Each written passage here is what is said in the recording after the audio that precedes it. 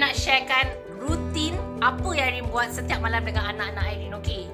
Walaupun Iskandar ni dah 12 tahun, sampai sekarang Irene kena jaga dia macam baby juga. Bukanlah baby mana pun, it's just that dulu dia pernah kena asthma attack.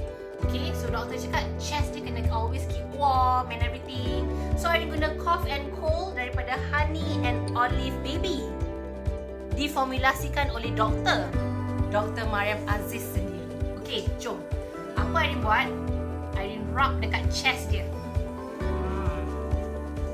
Nampak? Walaupun dia tidur pun tak ada masalah pun. Rub lebih sikit, no problem. Dia tak panas, tak rasa macam macam certain produk kan. Dan Irene selalu letak dekat tapak kaki dia. Okay, dia pakai socks. Penting tau, sebab dia kena keep warm. Nampak And dia tak oily tau. Dia tak oily pun texture dia. Sedap. Letak lebih sikit bagi dia warm. Pakaikan balik socks ni. Okay. Okay.